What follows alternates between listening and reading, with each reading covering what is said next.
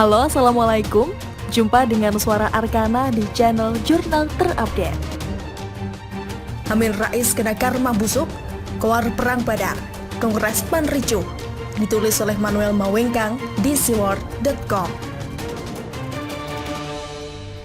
Sebelum kita lanjut, jangan lupa subscribe dan nyalakan loncengnya agar Anda menjadi yang pertama mendapatkan informasi dari Jurnal Terupdate.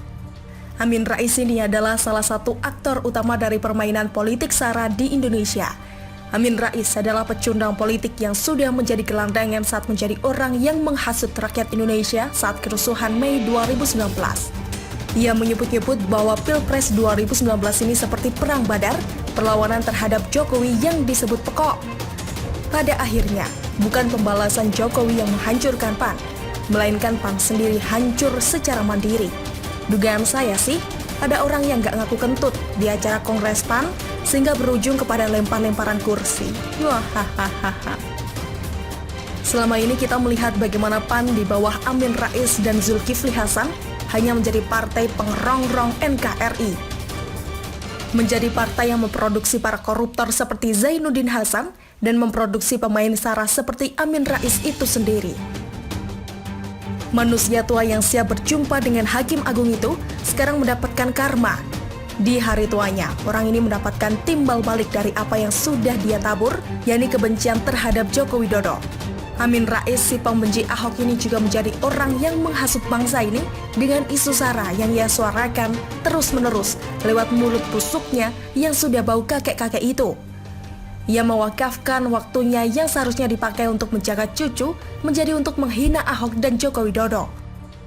Bahkan, Amin Rais ini pernah memfitnah polisi yang saat itu dipimpin oleh Tito Karnavian sebagai polisi yang mirip PKI membantai umat Islam. Sungguh, fitnahan gila-gilaan dari Amin Rais ini sudah kelewatan. Polisi pun sepertinya bungkam dan tidak meneruskan laporan kepada Amin Rais. Mungkin saat itu polisi pun khawatir jika menangkap Amin Rais, masa pendukung Amin Rais dari Kokam itu pun bisa membelanya. Wong Dhanil Anzar yang jadi ketua Kokamnya saat itu. Tapi sekarang, Amin Rais tidak ditangkap oleh polisi, ia ditangkap Tuhan.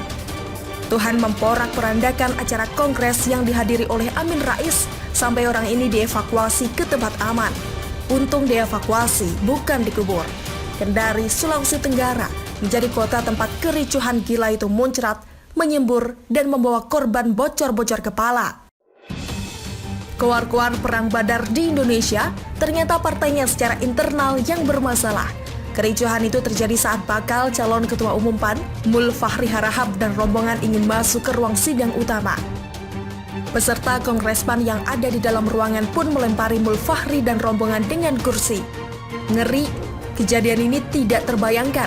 Tidak berhenti di lempar-lemparan, rupanya massa mulai menyerbu gerombolan calon ketua umum PAN itu.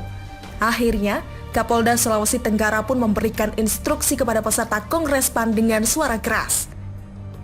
Tapi suara keras pun tidak diindahkan. Seperti ada kentut, namun tidak mau ngaku. Akhirnya kursi-kursi pun dilempar jauh. Hotel Claro, tempat pertemuan PAN tersebut pun akhirnya harus menanggung rugi karena ada kaca yang pecah. Saya melihat bahwa ada karma yang didapatkan oleh PAN karena sosok Amin Rais. Mungkin Amin Rais harus dibuang dari PAN agar PAN tidak terus-menerus mendapatkan malapetaka. Lemparan-lemparan kursi ini sebenarnya ditengarai karena ada pihak yang tidak suka Mul Fahri masuk jadi ketua PAN.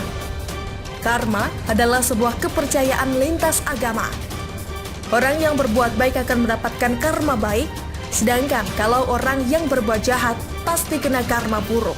Amin Rais ini adalah orang yang suka membawa-bawa agama dalam politik. Orang ini kena karma busuk, luar biasa sekali bukan? Entah mengapa, saya sungguh percaya dengan keberadaan karma busuk bagi orang-orang yang busuk di dunia politik ini.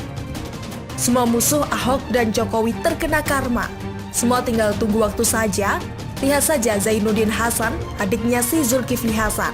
Alumni 212 kena tersangka korupsi. Zumi Zola juga. Ahmad Dhani, John Ruh, Ratna Sarumpait, dan siapa lagi? Kita sebut saja.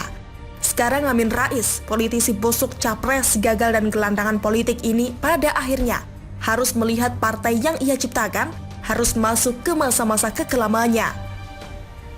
Zulkifli Hasan pun tidak bisa berbuat banyak. Selamat datang di dunia Karma is Bitch. Begitulah karma-karma. Dan bagaimana menurut Anda? Silahkan menulis komentar di kolom komentar. Jangan lupa untuk like, subscribe, dan share. Harikana pamit. Wassalamualaikum warahmatullahi wabarakatuh. Sampai jumpa.